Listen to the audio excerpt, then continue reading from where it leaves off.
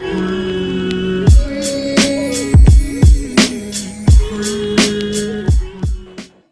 students, as you know we are doing chapter 9 book of original entry journal. Last video में हमने discuss किया journal entries related to goods. It means how to treat if a entrepreneur withdraw goods for his personal use. अपने personal use के लिए अगर वो goods को withdraw करे या फिर गुड्स को एज अ चैरिटी या एज अ फ्री सैंपल अगर डिस्ट्रीब्यूट कर दिया जाए या फिर गुड्स जो है वो लॉस बाय फायर या लॉस बाय थेफ्ट हो जाए, तो उस केस में हम उसको किस वे में ट्रीट करते हैं, इट मींस उसकी जर्नल एंट्रीज क्या होती है. So today we are going to discuss some more questions related to last topics जो भी हमने अभी तक डिस्कस किए. So let's start with first one. First जो जर्नल एंट्री है that is started business ₹5 lakh. 5 lakh के साथ बिजनेस शुरू हुआ. Paid into bank ₹4 lakh. अब देखिए किसी पर्सन ने बिजनेस शुरू किया 5 लाख के साथ, बट उसमें से उसने जो 4 लाख है वो बैंक में डिपॉजिट कर दिया. इट मींस 5 लाख को उसने 2 पार्ट्स में डिवाइड कर दिया. 5 लाख में से उसने 4 लाख बैंक में डिपॉजिट कर दिया और 1 lakh that is in the form of cash.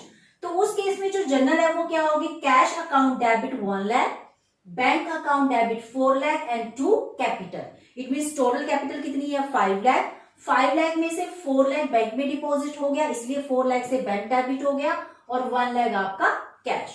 इसके बाद आप नरेशन लिखोगे, started business with 5 lakh, out of it 4 lakh deposited into bank. After that a cheque of ₹1,48,000 receive from Mohan.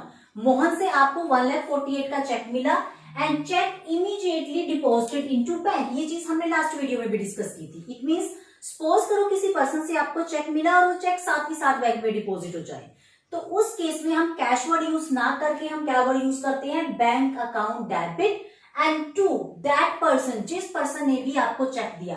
अब इसमें चेक देने वाला कौन है, मोहन.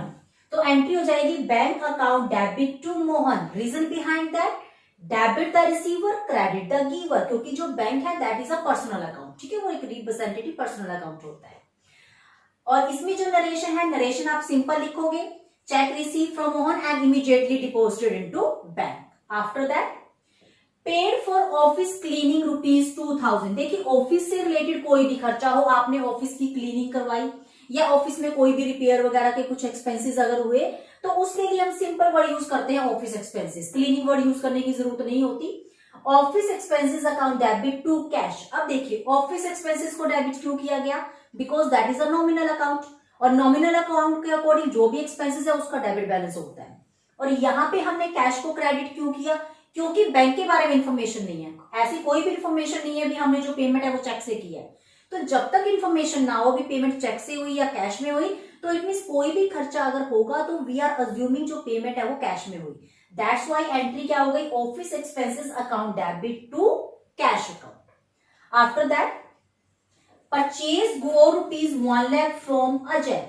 अजय से आपने 1 लाख की गुड्स परचेज की and supply it to Vijay 1,20,000.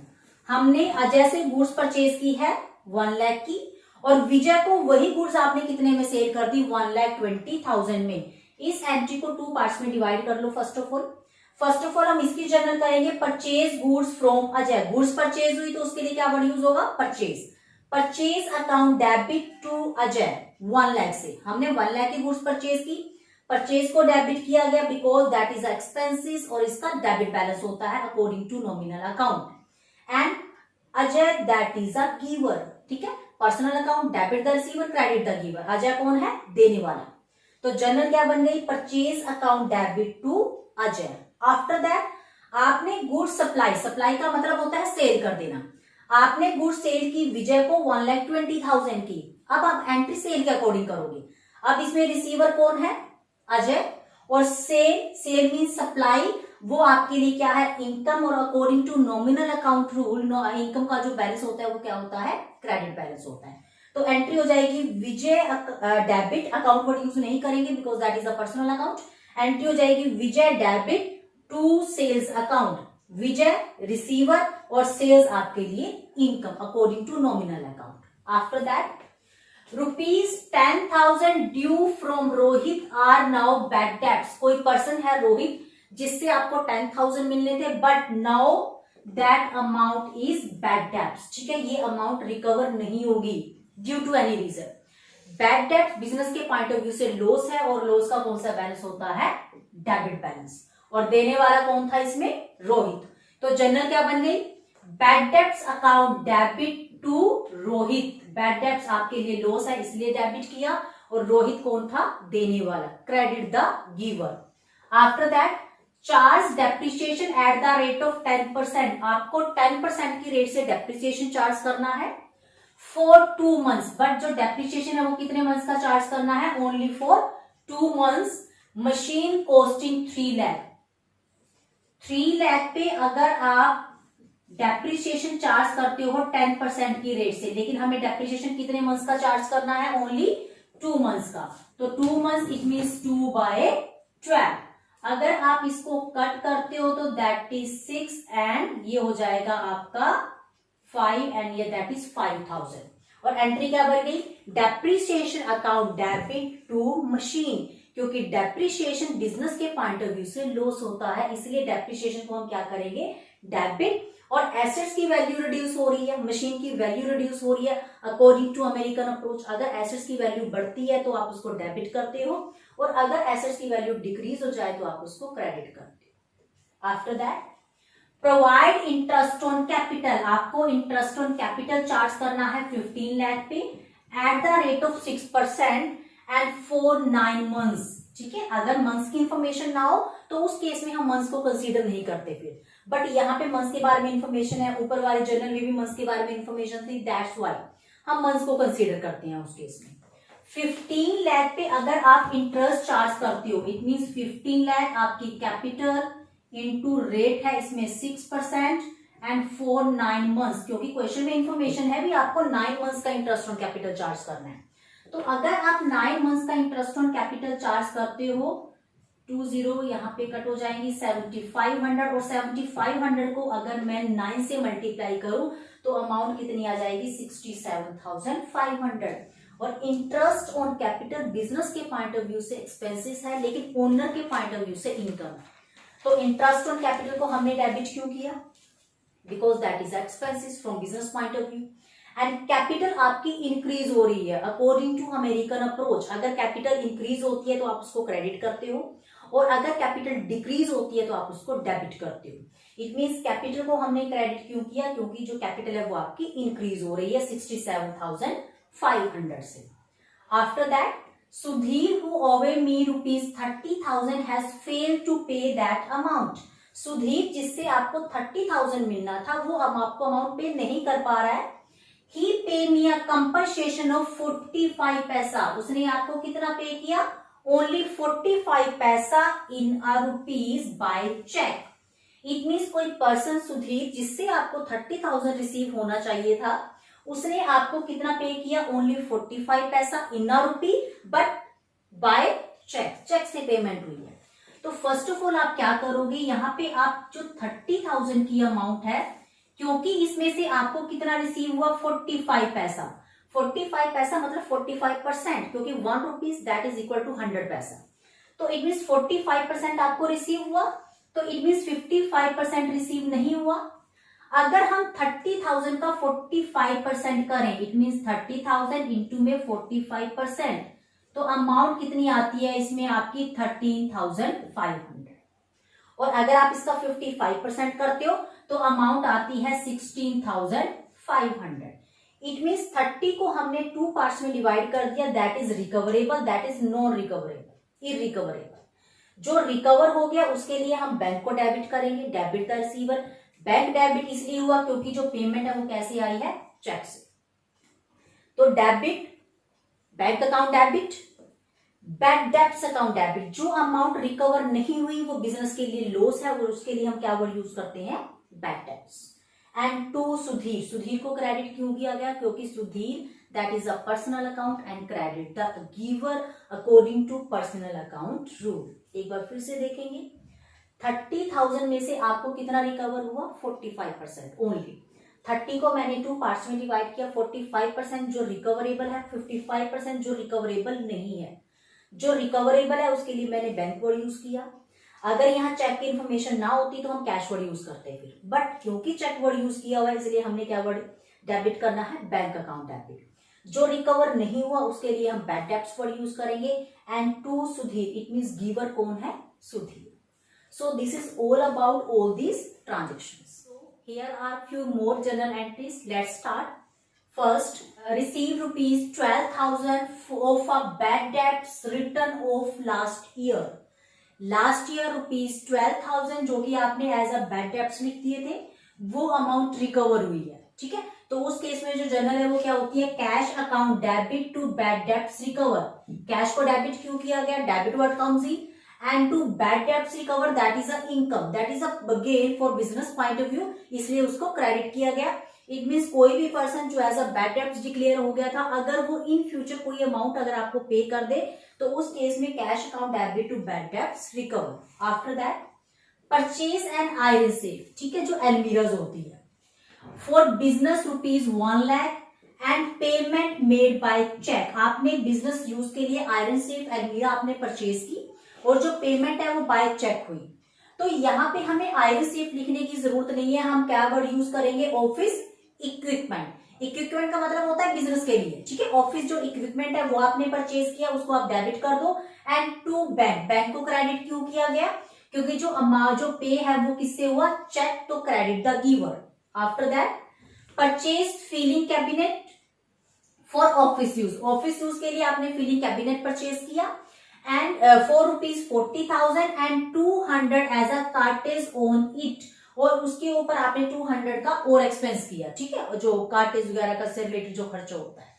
It means अगर आप ऑफिस के लिए कोई भी फिलिंग कैबिनेट वगैरह परचेज करते हो या फिर आयरन सेफ अगर आप परचेज करते हो तो उसके लिए हम एक सिंपल वर्ड यूज करते हैं, ऑफिस इक्विपमेंट अकाउंट डेबिट।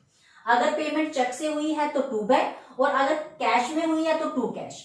यहाँ पे आपने फिलिंग कैबिनेट परचेज किया है 40,000 का और 200 का कार्टेज आपने उसके ऊपर पे किया, तो क्योंकि जो आपका ऑफिस इक्विपमेंट है that is a capital expenditure, आपके लिए एसेट्स है, तो उससे रिलेटेड जो भी कॉस्ट है, जो भी अदर जो एक्सपेंसेस है वो उसकी कॉस्ट में ऐड हो जाते हैं। ये चीज हमने पहले भी डिस्कस की थी, ठीक है। लेकिन अगर हम गुड्स परचेज करें उसके साथ अगर कोई भी एक्सपेंसेस होता है कैरेज वगैरह का, तो वो उसकी कॉस्ट में ऐड नहीं होता, लेकिन फिक्स एसेट्स की केस में वो चीज ऐड हो जाती है।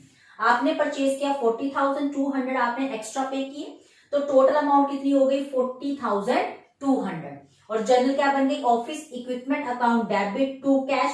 कैश वर्ड इसलिए आया क्योंकि इंफॉर्मेशन नहीं है, अभी पेमेंट हमने चेक से की है, तो credit word goes out, debit word comes in and credit word goes out. After that purchase a horse, आपने बिजनेस यूज के लिए हॉर्स परचेज किया rupees 1,50,000 and payment made by cheque. देखिए हॉर्स के लिए हम क्या वर्ड यूज करते हैं, लाइव स्टॉक, ठीक है, जो कि लाइव चीजें होती हैं, तो उसके लिए हम क्या वर्ड यूज करेंगे, livestock account debit and to bank, क्योंकि पेमेंट किससे हुई है, चेक से। हो गई debit word comes in and credit the giver, क्योंकि जो पेमेंट है वो बाय चेक हुई है।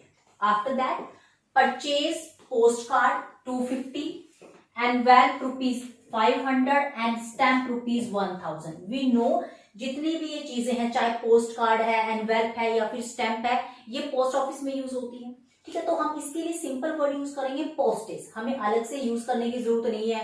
पोस्ट कार्ड, एनवेल्प, ठीक है, स्टैम्प्स, इसके लिए हमें अलग से इनको डेबिट करने की जरूरत नहीं है, एक सिंगल वर्ड यूज करेंगे इसके लिए हम, postage.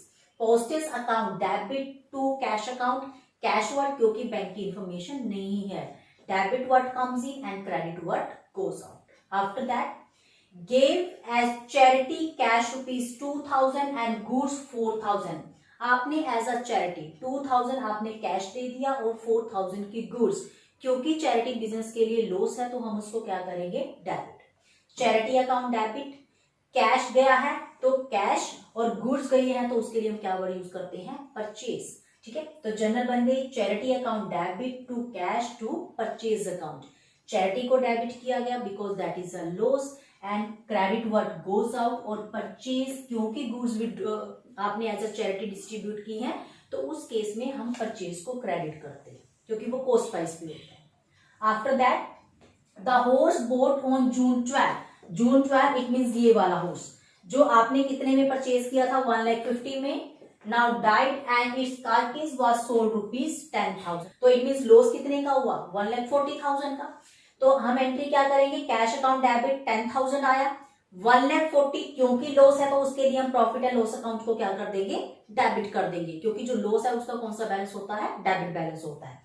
And to livestock credit what goes out, ठीक है, जो हॉर्स था जो आपने 12 जून को परचेज किया था, नाउ इज डेड, और उसकी जो बॉडी है उससे हमें कितना रिकवर हुआ, 10,000। तो जनरल बन गई cash account debit, profit and loss account debit to livestock. After that pay to landlord by cheque, हमने लैंडलॉर्ड को पेमेंट की चेक से 1,20,000 फॉर रेंट, रेंट के लिए। 1/3 of building was used by proprietor for residential purpose. अब देखिए यहां पे आपने टोटल जो रेंट है वो कितना पे किया, 1,20,000, लेकिन 1,20,000 में उसने क्या, बिल्डिंग का 1/3 जो पार्ट है वो किस लिए यूज हो रहा था, पर्सनल यूज के लिए। इट मीन्स 120 का 1/3 जो है दैट इज ड्रॉइंग, क्योंकि पर्सनल यूज है और पर्सनल यूज का मतलब क्या होता है, ड्रॉइंग। तो it means 2/3 that is office purpose. तो ऑफिस पर्पस के लिए हम क्या वर्ड यूज करेंगे, रेंट वर्ड यूज करेंगे, और पर्सनल यूज में जहां पे आपने विड्रॉ मतलब जो भी यूज किया उसके लिए हम क्या वर्ड यूज करेंगे, ड्रॉइंग्स, क्योंकि 1/3 जो पार्ट है वो आपका पर्सनल यूज के लिए हुआ यूटिलाइज, तो उसके लिए हमने क्या वर्ड यूज किया, ड्रॉइंग्स अकाउंट डेबिट, और 2/3 उसके लिए हमने क्या वर्ड यूज किया, रेंट, ऑफिस रेंट वर्ड भी यूज कर सकते हो आप। Rent account debit, drawings account debit to bank, bank word इसलिए यूज हुआ क्योंकि जो पेमेंट है वो बाय चेक हुई है, ठीक है। अगर 1,20,000 का 1/3 करें तो दैट इज 40,000 और 2/3 that is 80,000. It is all about all these transactions. In the next video we will discuss some more questions, some more journal entries related to this chapter, and till then keep watching the video, revise all the journal entry, even learn all the journal entries. Thank you dear students, thank you so much.